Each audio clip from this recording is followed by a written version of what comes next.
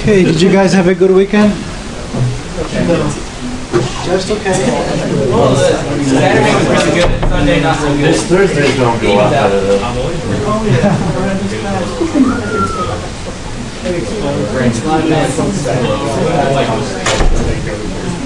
Yeah, I think we don't have class on Friday and Monday, is that right? Correct. Do you want to have class on Tuesday? What's that? Are you having class on Tuesday still? If you want to. I don't want to, but if you want to. Wait, what? He's asking me whether we want, I'm going to have a class on Tuesday. The answer is No, since you guys are asking me, I have to have one. you should just have that one so that we're all going to be free on Tuesday during that time. You can take that or go to show up session. Oh, you guys want that? No?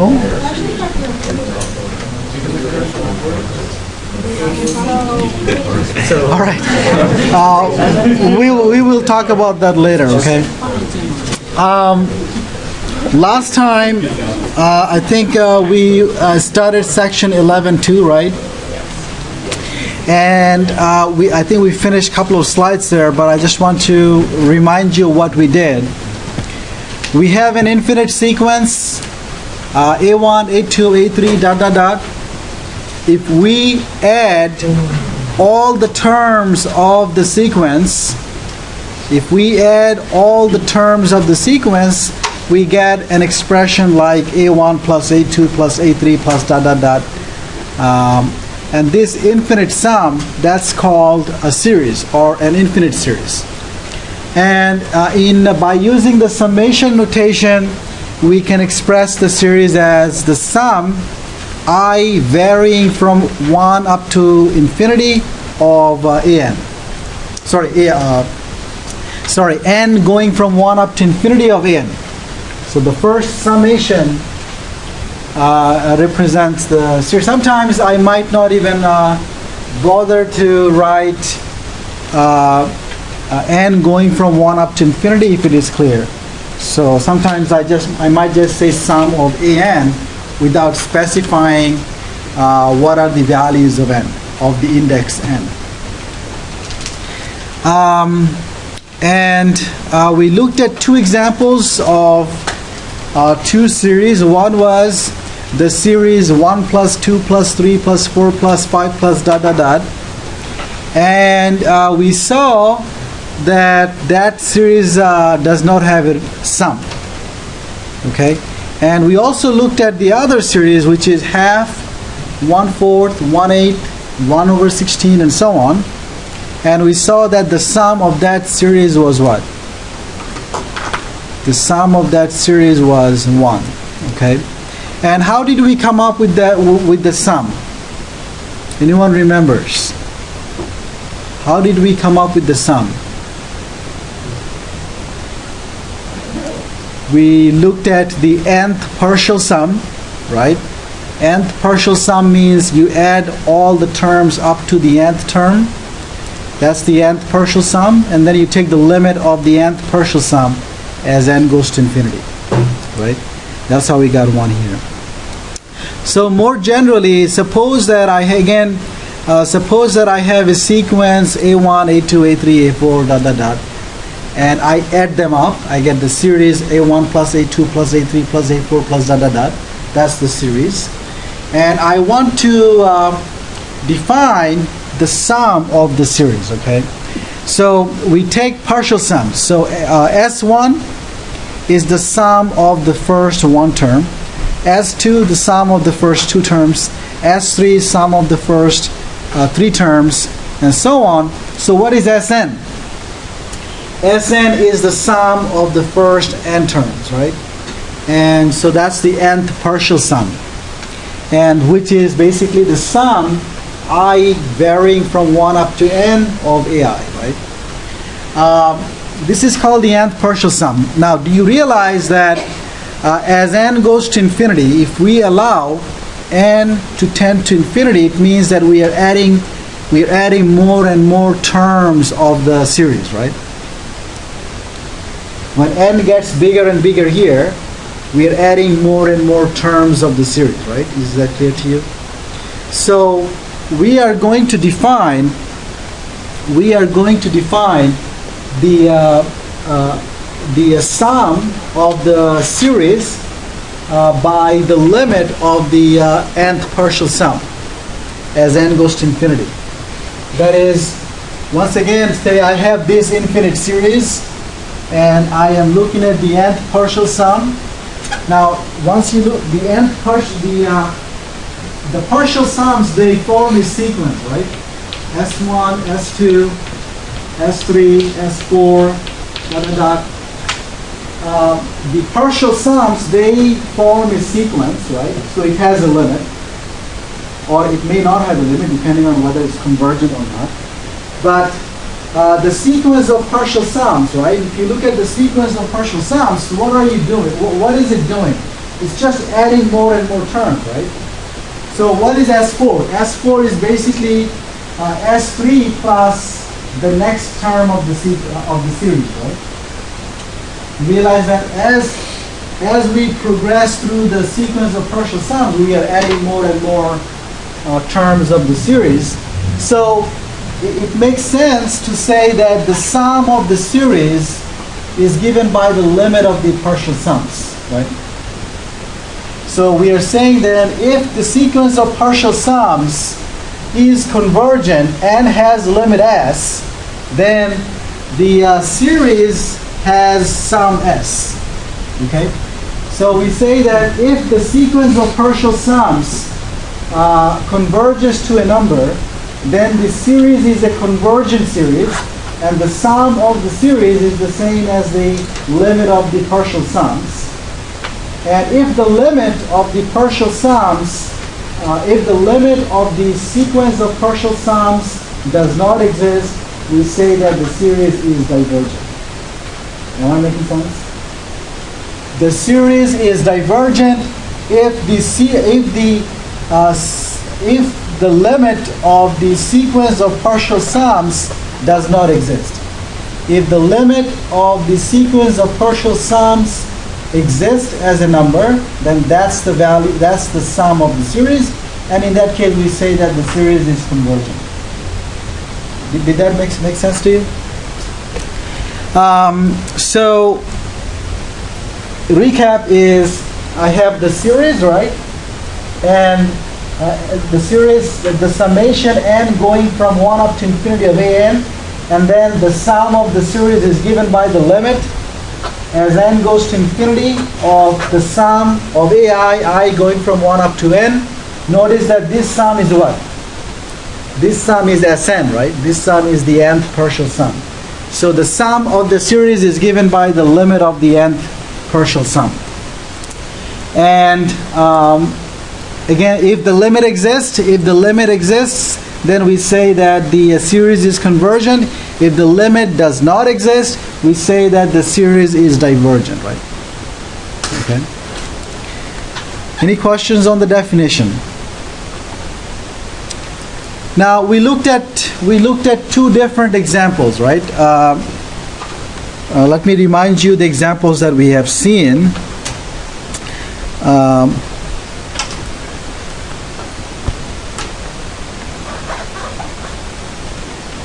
Remember, we looked at this example here, a1 plus a2 plus dot dot dot an, right? Plus dot dot dot, that's the series. And the series is 1 plus 2 plus 3 plus 4 plus 5 dot dot dot. And so in this case, let's compute the nth partial sum. Sn would be 1 plus 2 plus 3 up to plus n. There is a closed form formula for the nth partial sum in this case, which is given by n times n plus 1 divided by 2. And you must have seen this formula in Calc 1. Now, if I take the limit of Sn, then what do I get? The limit of Sn in this case is what? Infinity, obviously, because when n is as n gets bigger and bigger, n into n plus 1 divided by 2 is getting bigger and bigger, right? So the limit of nth partial sum in this case is infinity, which means that the series that I have is a divergent series. It doesn't have a sum. Okay? Now the second example that we looked at was this one, that here the sequence is half to the n, so the series is half plus half squared plus half cubed plus half to the 4 and so on.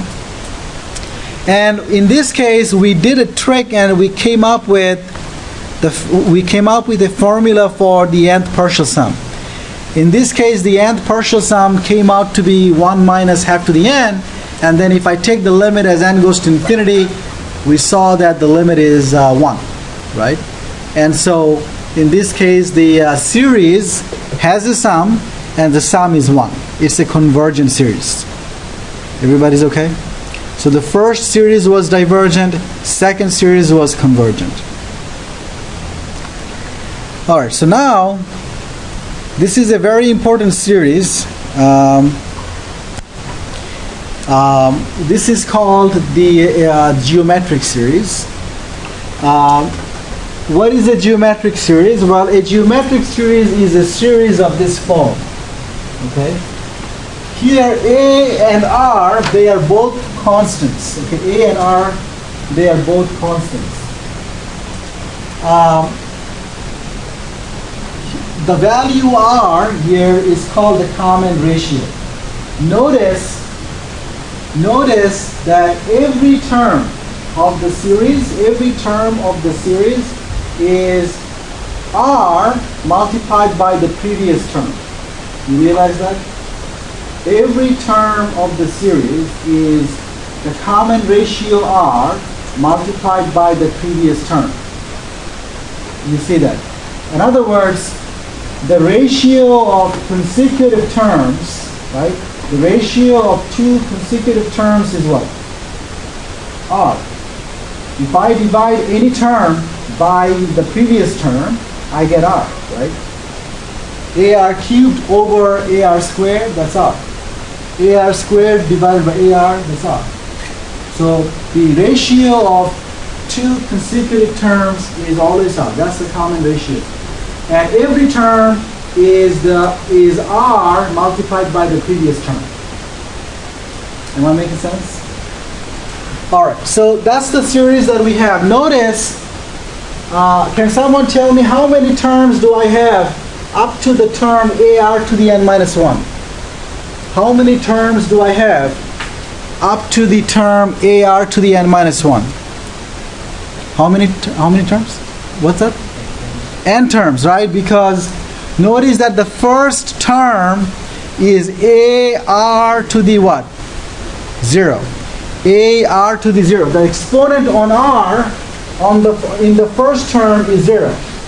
The exponent on R in the second term is 1. And so on, up to n minus 1. So there are how many terms? N terms. Okay? So what would be the nth partial sum in this case?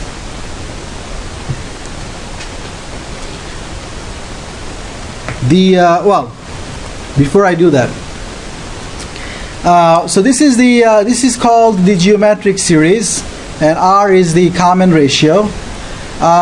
What we want to do is we want to figure out for what values of R is this series convergent, and for what values of R is this series divergent.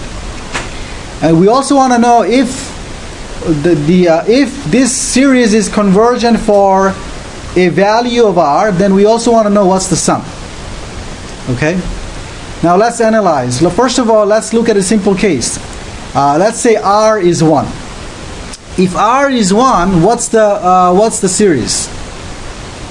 If R is 1, what's the series? Each term is what? Each term is A. So when R is 1, the nth partial sum would be what? If R is 1, the nth partial sum would be A plus A plus A up to how many A's? N A's. So if I add them, I get N times A.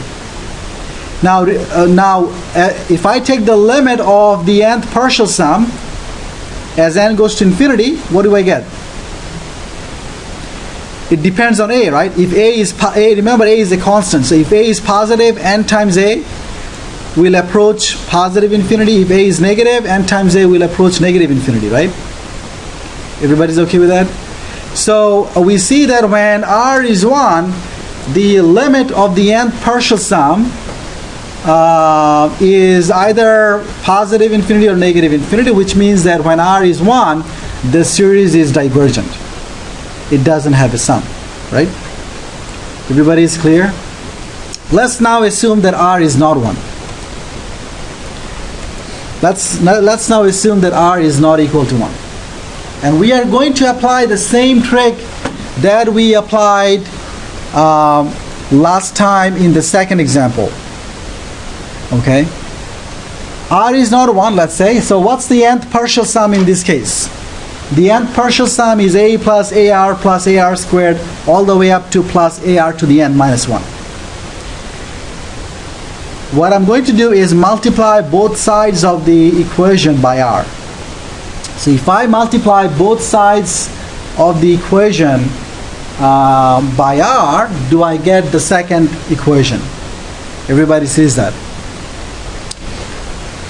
I have this equation as Sn is A plus AR plus dot dot dot AR to the n minus 1. I am multiplying that by R, so I get on the left I get R Sn, right? On the right, when I multiply A by R, I get AR, right? And I'm going to write that below this AR. So multiply this by R, you get AR. Multiply this by AR, multiply this guy by R, you get AR squared. Multiply AR squared by R, you get AR cubed, right? So on. What's the term before this one? AR to the n minus 2. When I multiply the previous term by R, I get AR to the n minus 1. And then when I multiply this guy by R, I get AR to the n. Everybody is okay with that? Second equation is making sense? Now what do? Subtract. I subtract the second equation from the first. Then on the left side, what do I get? Sn minus Rsn. On the right hand side, what do I get? Realize that when I subtract this, right, the second row from the first, AR squared, they will all cancel out, right? So what's going to remain? A minus AR to the n. So we are going to get this, right? Now, if you solve for Sn, what do you get? What's that? So on the left hand side, do you realize that I can factor out Sn? If I factor out Sn, what do I get? Sn times 1 minus R. So if I want to solve for Sn, I would divide by 1 minus R. And if I do that, I obtain Sn to be, the right hand side is A minus AR to the n, right? But I can factor out an A. And I can write it as A times 1 minus R to the n. divided by 1 minus r. You guys realize that I can solve for Sn and obtain what I have. Everybody's okay? All right. Now, someone tell me when is this? So I have a closed form formula for the nth partial sum. Can someone tell me what's the limit of Sn as n goes to infinity? If you give me a complete answer, I'll give you some extra points. My question is, what's the limit of Sn as n goes to infinity? What's the limit of Sn as n goes to infinity? No. You have to give me a complete answer. I asked the same question in my 10 a.m. section, and I told them that I was going to give them extra credit. So one of the student there told me that if someone answers, does everybody get the points? Okay. And I told him, are you a socialist? But it seems like nobody here is a socialist, huh? No one is trying to share the points here. All right. What's the answer? What is the limit as n goes to infinity? You have to give me a complete answer, not a partial one.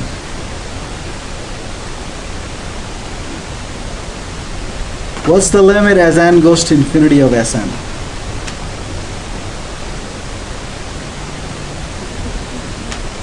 Was that, you said something?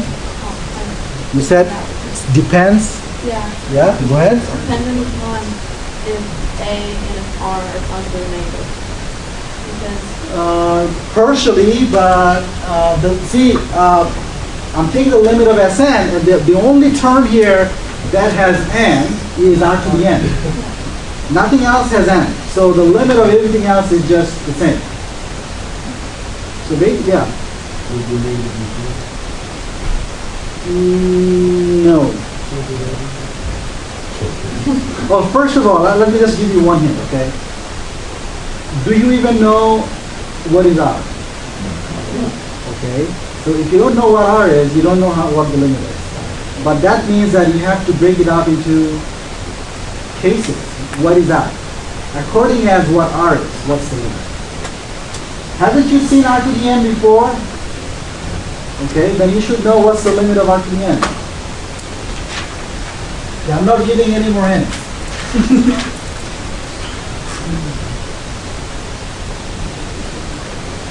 Yeah. If R is negative, then the limit is either go to negative or positive. Not true. Yes. If R is negative, If r is negative, the limit is 0, you're saying? Well, why don't you plug in a negative value for r and see if you're right? sounds like a problem. You can check. I think that's going to help you with coming up with the answer. Anyone else?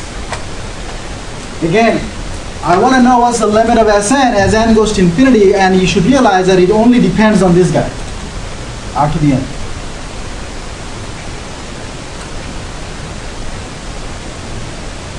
And again, I told you that you have seen r to the n before, yes. You have seen r to the n before. We talked about that in the class.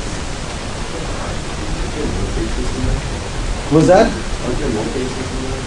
There are some cases to look at, right? It would be different if R is between 0 and 1. Okay, if r is between 0 and 1, what's the limit?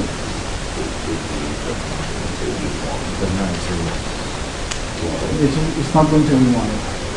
Yeah. If R is 1, then R is the n is 1. We looked at the case when r is 1, right? Yeah. Separately. The case r equals to 1 was, we looked at that separately because otherwise I cannot divide by 1 minus r. But if R is like 0.1, then R at infinity would be 0. And so it would be, And then you're left with what? would be 0. Well, this is 0. 1 minus, oh yeah, then it'd be A over. Okay, so that's just for point 1. You have to say Well, generally. no, yeah? it's not. So we know what the base is.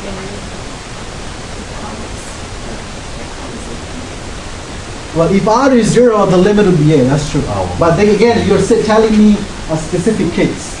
I want you to give me the complete answer. That's all.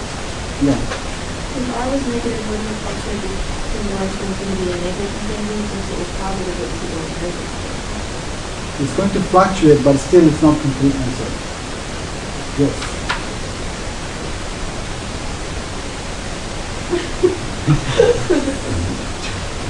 Yes. The limit of R to the n is 0 if R is between negative 1 and 0. If R is between negative 1 and 0, R to the n has limit 0. You guys agree with that? Yes. That's true. In that case, the limit would be what? The limit would be A over n minus R, right? 1 minus R. Still not a complete answer, right? It's one Partial, but she's right there. One part of it. Yeah. So if R is between negative 1 and 0, she has the answer. What are the other cases? Greater than 0, 1. Between 0 and 1, what happens? If R is between 0 and 1, what's the limit? R to the n is going to 0, so the limit of Sn? A over 1 minus R. Right? A over 1 minus R. Okay, look at negative 1 to 0, 0 to 1. What else is left? Greater than 1 or less than? Okay. What happens when greater than 1? What's that? Yeah, so if R, okay, I don't care whether it's positive or negative infinity, because in either case it's divergent, the sequence is divergent. So if R is greater than 1, you're saying the limit of R to the n is what? Infinity. So this would be divergent. And when R is less than negative 1, Still less than 1. it's still the limit, it doesn't exist. So it's divergent. That's when it's fluctuating. Oh, Okay. so it's divergent when it's less than negative 1, more than positive 1. Negative 1. So basically, R to the n has limit 0 when R to the n has limit 0 when R is between negative 1 and 1. And otherwise, R to the n, the limit of R to the n does not exist. If R is beyond the interval of negative 1 to 1. Am I making sense?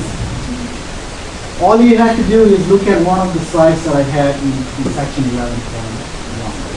In 11.1, I told you that if you look at R to the n converges when R is between negative 1 and 1, and it's divergent when R is bigger than 1 or less than negative 1. Everybody's okay with that? Partially, okay, so partially maybe she had negative 1 to 0. That was correct. Partially. So, does it deserve at some points? We all get them. Only if you all get them. In my morning class, I did give them some extra points for everybody, which is, I'm going to give you an extra quiz, but you all get 10 on it, okay? So that's the extra credit points, okay? All right, so... Okay, so what's the end of our discussion then? The end is the limit of Sn is what?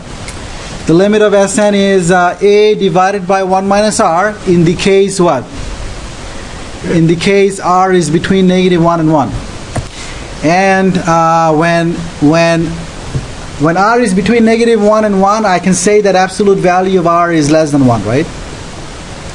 And in the case R is larger than 1 or less than negative 1 or equal to negative 1, the limit doesn't exist, right? So in that case, the series is divergent. Everybody is okay with that? Your extra points, you guys realize what I said? Extra points means you're going to get an extra quiz, but everybody will get a 10. Okay. Here's a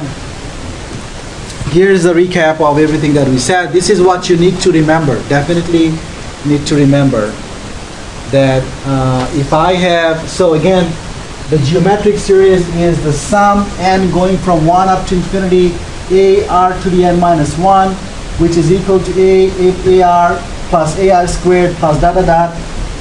And when R is between -1 and 1, the sum of the series is given by A divided by 1 minus R. If absolute value of R is bigger than 1, then the series is divergent. Okay? You have to remember this fact for your quizzes and exams.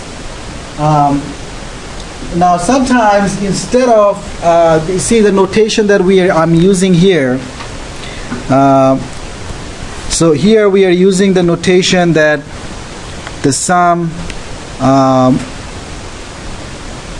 n going from 1 to infinity a r to the n minus 1, right? That's the notation I'm using for the series. Now notice that the index for the sum starts at 1, right? But I could also start at n equals to 0. So if I want to start my summation index at n equals to 0, then what should I change in the formula for each term? What changes here? Remember we talked about this. If I have a sequence that starts at 1, I can always start it at 0, right? And how do I start at 0? If I go down by 1 unit, I should replace n by n plus 1. If I want to decrease the index by 1, then I have to change replace n by n plus 1. If I do that, I get n 0 to infinity a r to the n, right? Am I getting the same series? Let's see. This is a plus ar squared plus dot dot dot. Is this giving me the same thing? ar squared. So they are the same thing. So sometimes you have to observe what's the starting point. Is it starting at 0 or 1? Okay. So I usually write this. I start at 0, but your text is starting at 1. Okay. All right. So, oops.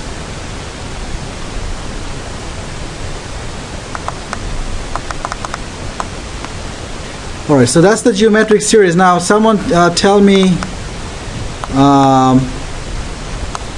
Suppose that I give you. Remember, we had this example where we had the series half plus half squared plus half cubed plus half to the 4 plus dot dot dot. Is this a geometric series? Is it a geometric series? What's that? Remember what is the geometric series? The ratio of consecutive terms is what? Is fixed. That's the common ratio R, right? If you divide any term by the previous term, you get the same number. In this case, what's the common ratio? 1/2. So in this case, the common ratio R is half. Right? Every term is half multiplied by the previous term, right? Every term is half multiplied by the previous term. So that's the common ratio. What is A in this case? This is a geometric series, right? Is it 1? How many of you agree with that? What is it? It's half, right? The value of A is a half in this case. Remember, notice that what I have here, remember it's A, so what is the geometric series? It's A plus AR squared plus dot dot dot, right? So if my R value is half, right? What is the first term? It's A times R to the 0, right? plus a times r to the 1 plus a times r to the 2 dot dot dot. Am I getting the same thing here? Right, so a has to be what? Half. Everybody realizes this. It's important that if you're given a geometric series, if you want to find the sum and apply the formula, right? What's the formula for the sum? A divided by 1 minus r. So you have to be able to recognize what's the common ratio r and what is the value of a. Otherwise, you can't apply the formula, right? And in the exams in previous years, lots of people make that mistake. They use the wrong value of a. Okay? They use the wrong value of a. So remember, in this case, a is half. So what's the sum? The sum is a over 1 minus r, right? Which is half over 1 minus a half, which is equal to what? It's 1, right? So it is 1. Any questions on this example? Another example, let's say I have the series negative 2 plus negative 2 squared plus negative 2 cubed plus negative 2 to the 4 plus dot dot dot. What's the sum? Is this a geometric series? What's that? What's the common ratio? Negative 2. And what is a in this case? And is this convergent? Why not? Is that is that the only reason? Yeah. Well, remember we have a fact now, right? The geometric series converges when the common ratio is. Geometric series converges when the common ratio is between negative 1 and 1. It diverges when the common ratio is bigger than 1 or less than negative 1, right? So this is negative 2. So since this is less than negative 1, right, that implies that the series diverges, right? Implies that the series is divergent. Everybody's okay with that? That's what you want to say. When you said it's alternating signs, well, the sign is also alternating when it's a negative 0.5. Okay, so here's so that's the geometric series. Let's look at other examples. Here is a series. It's called the harmonic series. Basically, this is the sum of the reciprocals of all the positive integers. Okay, it's 1 plus a half, plus 1/3, plus 1/4, plus 1/5, dot dot dot, right? This is called the harmonic series. Okay, and this series does not have a sum. It's a divergent series, and it is it is also important to know that certain series are divergent. Okay, so we are going to use the fact that this series is divergent a lot in the coming sections. So how do I know this series is divergent? How do I know this series is divergent?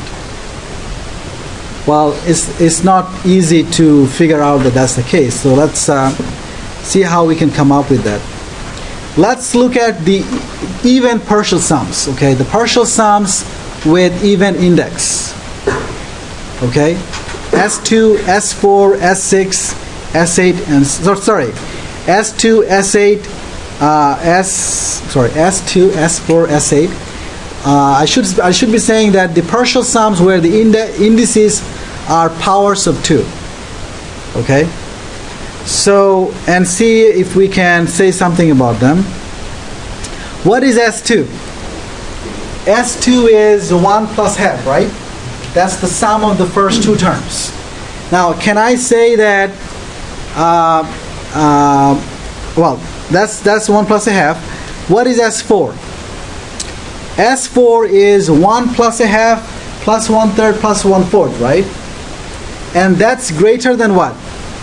Notice that the last two terms that I have, 1/3 and 1/4, each one of them is bigger than 1/4, right? So I could say S4 is bigger than 1 plus half plus 1/4 plus 1/4. What is that? So it's like 1 plus a half, 1/4 plus 1/4 is a half, right? So 1 plus half, which is 1 plus 2/2, right? Everybody's okay? You guys agree with that? Once again, S4 is 1 plus a half plus a third plus a fourth, right? Which is greater than 1 plus half. 1/3 is bigger than 1/4. 1/4 is bigger than or equal to 1/4, right? So I could say that that S4 is bigger than 1 plus half, right? Which is 1 plus 2/2. Is everyone okay with that? There is a reason why I'm not reducing it to 1, right? I'm going to tell you why I'm keeping it as 2/2. This is 1, of course, but I'm keeping it that way.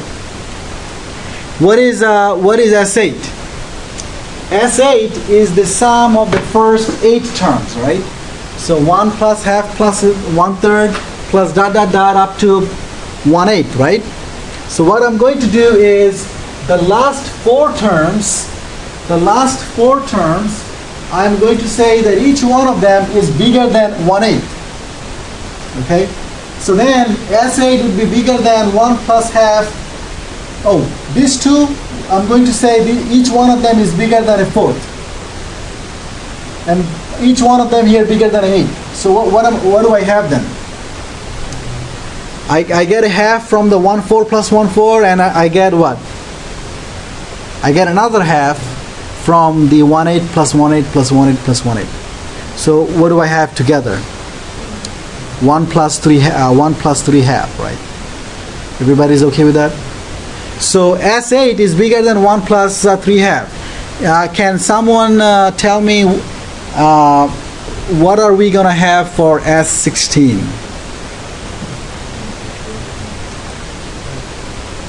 For S16, we are going to say 1/3, 1/4 is bigger than 1/4, 1/4. Each one of them will be bigger than 1/8, right? And the last, how many terms do I have here? How many terms do I have up to this point? 8 of them, right? Then I have another 8 here. Each one of them we are going to say is bigger than 1/16. So if I now look at this as half, this is half, this is also going to be half, because I have 8 1/16, right? So then in this case I get 1 plus 4/2, as we said. Okay, S16 is bigger than 1 plus 4/2. S32. S32 is bigger than 1 plus 5/2. S64 would be 1 plus 6/2. Right? In general, what can I say? In general, what can I say? What we said basically so far,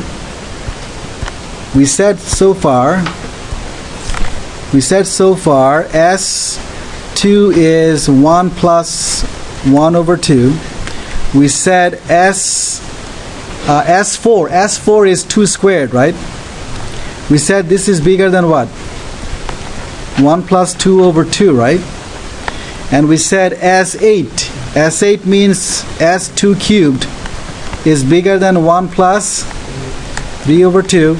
We said S8 and then S to the S16, which is S2 to the 4, is bigger than 1 plus 4/2, right?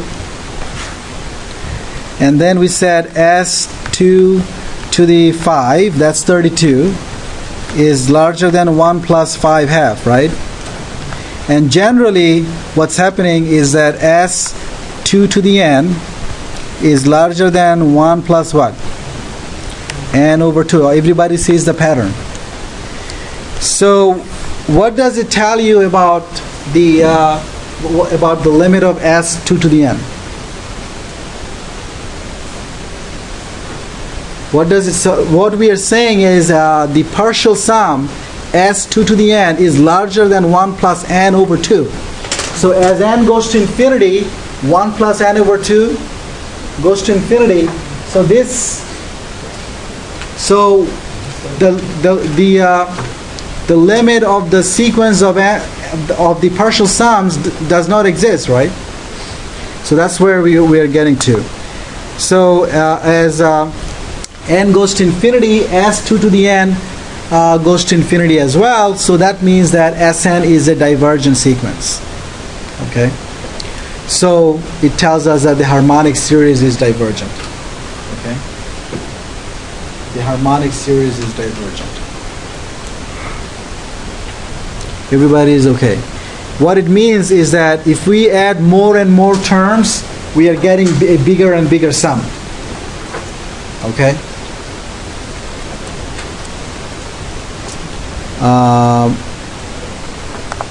Okay, this is the last result.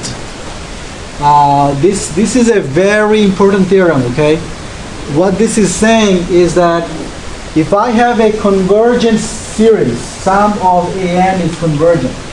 If I have a convergent series, then the limit of the nth term is 0. Which means that the terms of the series must go to 0. You look at the terms of the series, right? The terms must approach 0 as n goes to infinity. The limit of an is 0. So if the series an is convergent, then the limit of an is 0, right? An is what? An is the nth term. Nth term of the series. Then the nth term of the series approaches 0 as n goes to infinity. Which should be making sense, because if you are adding infinitely many terms, right? If the terms don't go to 0, your chance of getting a convergent sequence should be what? That it should be impossible to have a sum. So if the series is convergent, then the limit of the nth term is 0. And notice that we are not saying that if the series is divergent, right? So that is, I cannot say that if the limit of an is 0, if the limit of an is 0, I cannot say that the series is convergent. Okay? All I'm saying, if the series is convergent, then the limit of an is 0. But not the other way around. If the limit is 0, that doesn't mean, limit of an is 0, that doesn't mean that the series is convergent. This is a very usual mistake made by people, okay? So we will start from there next time. Yes, you should be turning in your quiz, yeah. You are?